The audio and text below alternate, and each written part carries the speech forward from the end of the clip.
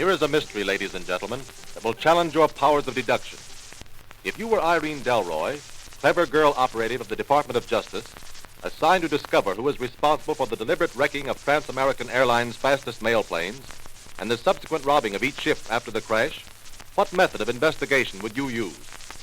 Here are the important facts. Trans-American Airlines have lost 3 of the newest type high-speed mail planes. In each incident, the pilot who saved himself by parachute reported that the ship's motor cut out over dangerous country, making a forced landing impossible. When the wreckage of each plane was located, it was discovered that a valuable shipment was missing.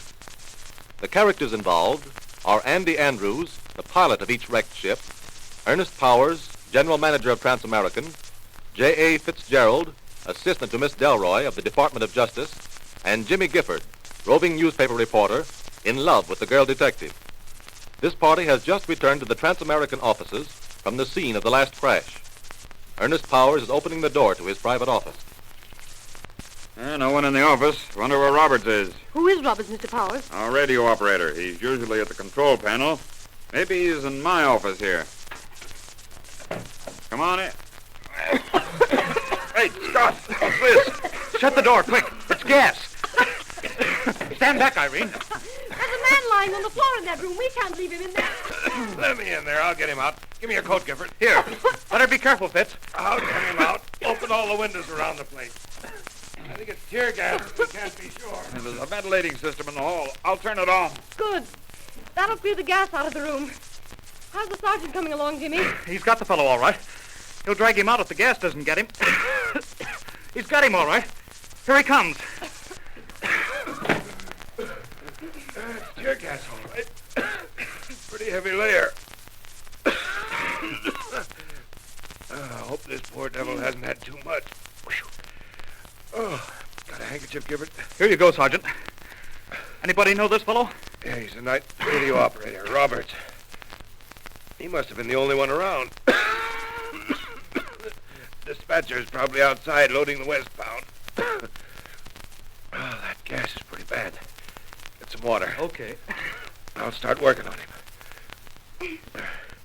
Loosen his collar, Miss Delroy, and try to get some fresh air stirred up around him. Ventilation system is working now, Sergeant. That's good, Powers. Get some wet towels. Hurry.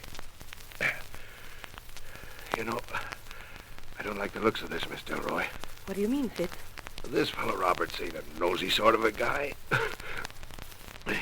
He don't go poking around in Powers' office for nothing when Powers is out. You mean there must have been a reason for him being in the office? That's the way it looks to me, ma'am. Roberts either saw something or heard something that made him go into that room. It'd take something pretty important to get him away from his radio panel out here. Here's your water, Irene. How's he coming along, Fitz? Don't know yet. He ain't getting his breath very quick. You better get a doctor out here right away. Yeah, I'll call one from the waiting room for him. I wonder what Roberts was doing in the private office. That's what Fitz was trying to figure out. Where's the pilot, Andrews? I dropped him off at the big hangar before we came over here. He's taking the eastbound mail out at 11. Said he wanted to check up on the plane. You don't think he had a hand in this, do you? Oh, no, not this. This happened probably 15 minutes before we came back, and Andrews was along with us.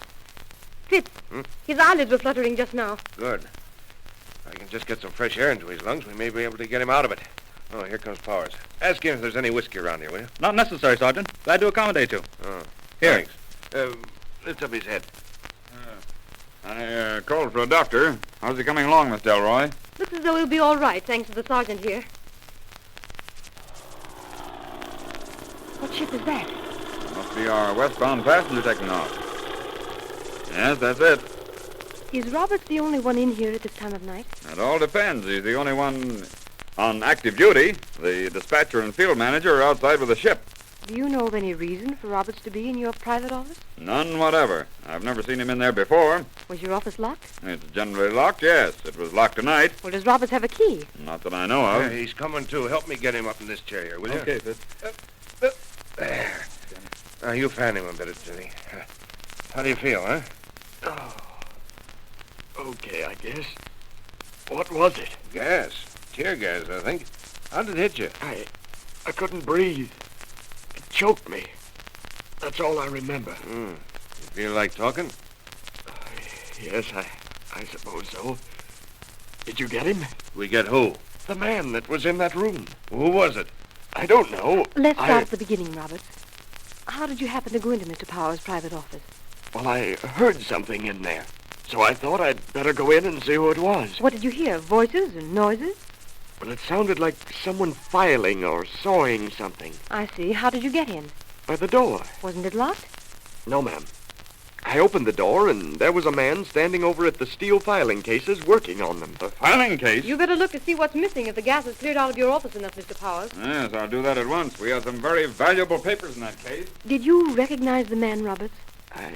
I'm trying to think. His face seemed familiar. That is, I'd seen it before somewhere. I want you to think hard. Was it anyone connected with the airport? Let me think.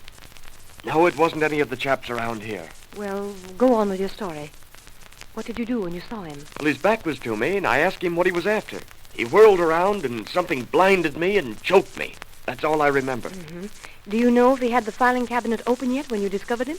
I don't remember. Well, I found out what the thief was after, Miss Delroy. What? The operation schedules. They're gone. The operation schedules. What could anyone want with them? They contain the departure and arrival times of all our ships in the Western Division, both mail and passenger. All connection schedules and route markings. All landing field data and radio schedules. Something very funny is going on around here. I've got it. I've got it. I know who the fellow was that I saw in your office. Who?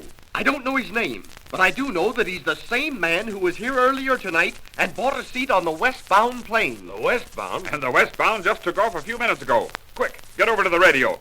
Tell Chapman and the westbound to return to the field. We'll see who this man is. Hurry, call 610 and tell him to get back here right away. We'll meet the ship. I'm sure it was the same man.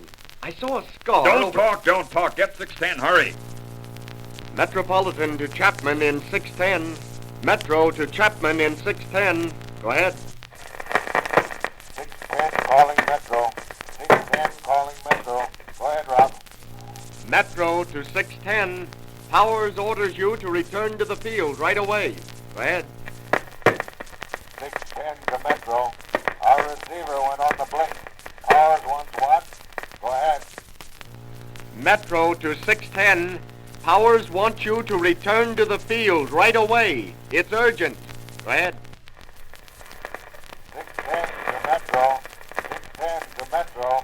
Our receiver is completely dead. We can't get your order. We'll proceed to Salt Flats to get instructions. Sorry. They pulled a fast one on us. Whoever is on that ship put the receiving set out of order as soon as he saw the pilot working the field. That's what happened. He'll get away. Where did the pilot say he'd land? Salt Flats. It's about 90 miles. Did he have a radio station there? Yes, ma'am. That's it. Call Salt Flats. Tell them to hold the westbound plane until we get there. Okay, Miss Delroy? I think we'd be justified in doing just that. What a story. Boy, this is great. Metropolitan to Salt Flats. Metro calling Salt Flats. Go ahead. Salt Flats to Metro. Go ahead. Salt Flats. 610 is landing there in half an hour. Now get this. Get a couple of men and hold the ship when it lands. There's a man aboard wanted by the Department of Justice. Don't let anyone out of the ship. Got it? Go ahead. Salt Flats. What do you think this is? April Fool's Day? IOM. Go ahead. Oh, he thinks it's a joke, huh? Well, I'll tell him. Get the set on. Give me the mic. Salt Flats, this is Powers. Listen, you. You meet that ship when it gets down and hold everybody on board. If you don't, I'll fire every man at your field. That's all. I guess that'll hold him. Yes, sir, Mr. Powers. Hey, Mike, I just got a call, but... Poor guy's so excited he almost forgot to cut his mic off. He'll be more than excited if he doesn't hold that ship. Let's get going. Hello? Yeah? Who's that? Phone from A hangar, sir. What did you want? Just a minute. It's Andrews. He's ready to leave with the eastbound mail. That guy sure got nerve. 3 bad crashes and he's ready to start again. Andrews, huh? You want to let him go, Miss Delroy? He's under suspicion, you know. I think we can let him go for now. He'll be back tomorrow afternoon, won't he? At 4:40, yes. It'll be all right. But tell him I want to talk to him before he leaves. Hello, Andy. The chief says okay. Miss Delroy is coming over to the hangar to see you before you hop. Come along with me, Jimmy. I want just a word with Andrews before he starts eating.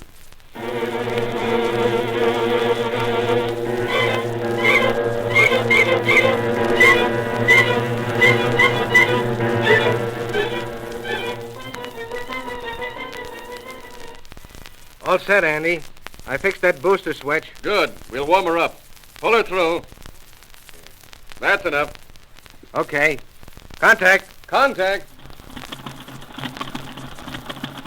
Sounds okay enough. Oh, here you are, Andrews. I'm glad I got here before you took off. I'm just warming her up, Miss Delroy. What did you want? Have you looked the ship over carefully? Yes, ma'am. I gave it special attention. I'm flying it, you know. I don't mind telling you there's something very strange going on around here, Andrews. I don't want anything to happen to you, but I have a feeling Well, that... cheer up. There's nothing but mail aboard tonight. Nothing of value. Even so, I Now, feel let like... me tell you something, little lady. When we were out in Devil's Canyon today, I took a good look at the terrain there. If I have any more trouble over that spot, I'm reasonably sure that with a little luck, I can set this old bus down on the floor of the canyon. Then we'll see who is doing what. Oh, there's my signal. You better step back so I won't dust you. Well, good luck and be careful. Watch out over Devil's Canyon. Okay.